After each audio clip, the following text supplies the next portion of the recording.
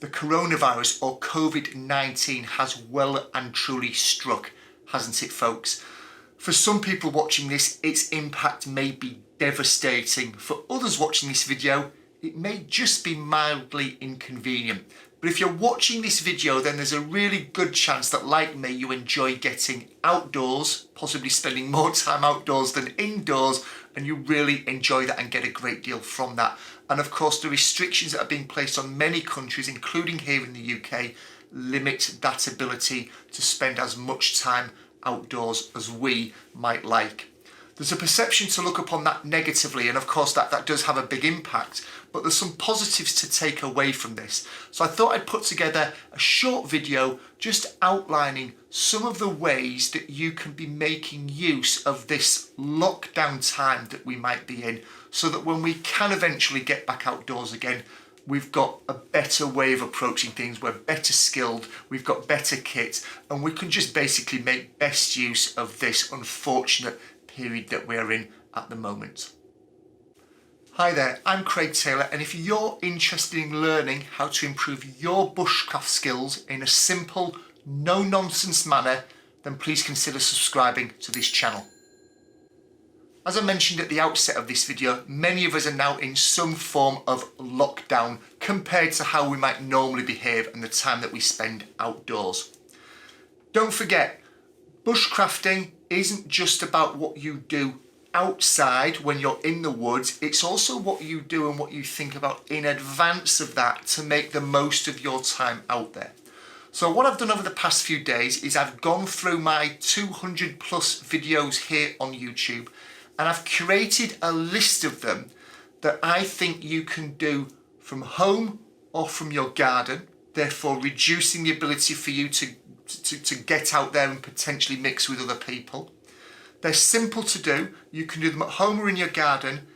And if you think about them and go through those videos and apply your own approach to each of the videos, they will stand you in fantastic stead for when we finally can get back outdoors and start enjoying ourselves. So throughout this video, I'm going to refer to some other videos that I've produced. They're going to be appearing in the top right hand corner of your screen as you're looking at it, and I'm also going to place a list of them below this video's description on YouTube for you to be able to look at in a single place rather than trying to quickly click on them throughout this video. So let's get started. It's the end of March here in the UK. Spring has definitely sprung. It's wonderful out there. It's a typical time for people to spring clean. So why not get your gear out, the gear that many of you might have just thrown in the garage or the shed at the back end of last year and have forgotten about until now. Get that gear out. I'm linking to a video up in the top right hand corner of your screen now where I talk about some spring clean checks that I carry out that aren't very obvious. They're the kind of things that you might forget to check and they catch you out when you get outdoors. So check that video out. It's a good time of year here in the Northern Hemisphere to do that spring cleaning. So why not keep an eye on that kit and make sure it's in good order for when we finally can get outdoors again. Whilst you've got your kit out and it's spread all over the place and you're checking that it's clean and serviceable, it's not going to let you down in the future, why not cast a critical eye over that equipment? Is there anything that you're carrying that you really don't need to? Is there anything that you're dragging out with you time and time again that you just don't need and isn't for emergency purposes? Why not look at it through a really critical lens and figure out what you should be taking out with you when we finally get the all clear, and what perhaps you could start to leave at home. Linking to a video in the top right hand corner of the screen again that just breaks down what I typically carry for a spring, summer, early autumn, 1 or 2 days out, at least an overnighter here in the UK. Whilst you're going through that kit, I imagine your sleeping kit and sleeping system is going to form one of those things that you're looking at and that you're spring cleaning. Check out the video that's appearing in the top right hand corner of the screen now. It shows how I go about setting up my sleeping system for when I finally get out there in the woods, and also how I pack my sleeping system as well. That's one of the most viewed videos on my YouTube channel. It gets some great feedback from people and seems to have served as some real inspiration for thinking differently about how people set their sleeping system up. So why not check that video out? Next up, whilst we're talking about sleeping systems, let's also talk about tarps as well, because clearly they often provide for many people a means of shelter whilst they are sleeping out. The video that's been coming up on the screen now is a video that I recorded that shows how I go about setting up my tarp so that it can be rapidly deployed within just a couple of minutes of getting to a location. My tarp can be up because of the way that I have prepared that tarp and also the way that I pack that tarp as well. So if getting a tarp up quickly and effectively and safely is something that interests you when we can finally get back out there in the woods, then check that video out. I think you might find something interesting in there. Once you've got all that kit squared away, you've probably earned yourself a sit down, put your feet up, a nice cuppa and a good book. Along with videos, books are one of my primary ways of learning and refreshing myself around various bushcraft skills. Up in the top right hand corner of your screen now is a video I did some time ago where I talk about my favourite bushcraft related books, showcase a lot of others that I've got as well as invite from viewers like yourself what their suggested favourite book would be as well. So if you fancy some reading material to tide you over this lockdown period relating to bushcraft, then check that video out and see if there's anything in my suggestions or other people's suggestions that might interest you as well. One of the biggest challenges I see with people in terms of getting out there and bushcrafting, one of the biggest questions that I see repeated over and over again is that question around how do I go about getting permission to go onto land to bushcraft? Fortunately, I've been quite successful and I've got a few permissions now, and some time ago I shared with you in a video format how I went about getting that permission and a letter that I wrote as well. Now, I'm not suggesting that you start to knock on people's doors or write people letters whilst this crisis is taking place, but it could well be an idea to start to identify potential areas, start to research who might own them, start to craft a letter so that when everything has calmed down, you can approach those people and potentially ask for permission to use their land. Now, I've run out of cards to place in the top right hand corner of the screen at the moment, so the link to that particular video around seeking permission will be placed below this video in the YouTube description. It will not be appearing in the top right hand corner of the screen, it will be below the video in the description. Get scribbling. A bushcraft subject that is very close to my heart is that of navigation. Now, you'd be quite right, I think, in stating, but we need to be outdoors to navigate, Craig, to really get good at it.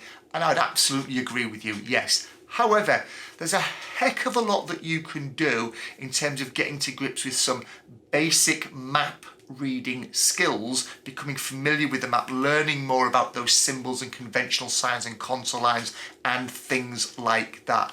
I've got 20 to 30 plus videos on my channel in a playlist, all centered around helping people learn and get better at map reading and land navigation. So if you check the link out in the description below this video on YouTube, you will see a link not to a video, but to a playlist that contains, like I say, 20 to 30 plus videos on there.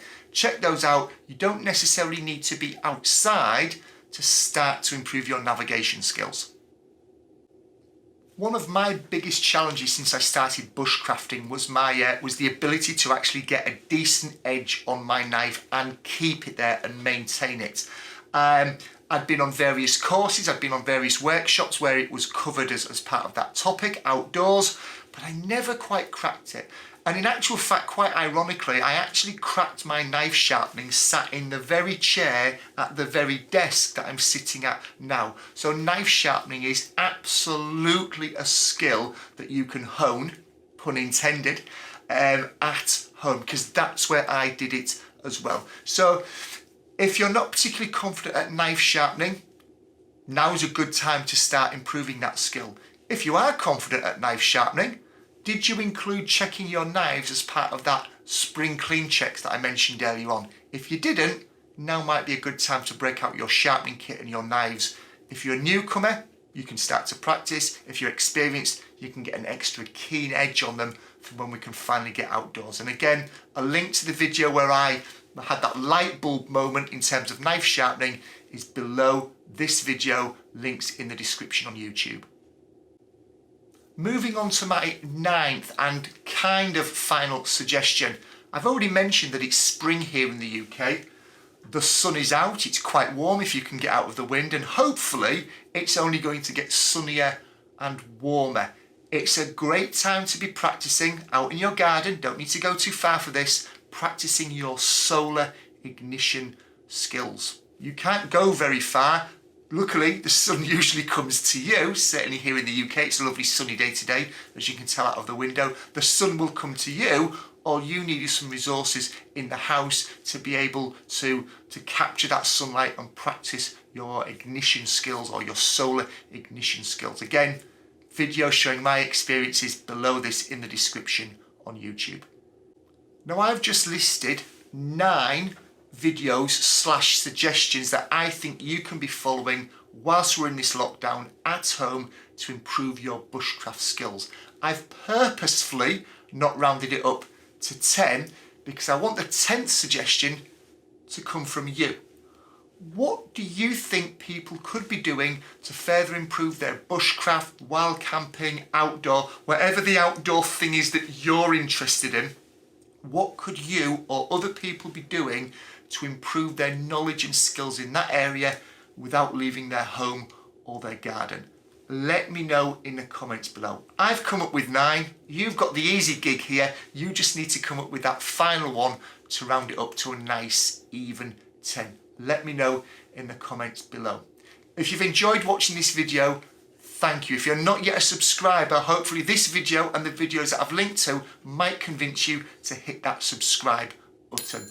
On a final note, take care of yourself, take care of each other, follow, regardless of what your opinion might be of them, whatever rules or restrictions are in place where you are, bearing in mind that they could well change by the time you see this video from what they are at the moment. Look after yourselves, look after each other, and wash your damn hands. See you in the next video.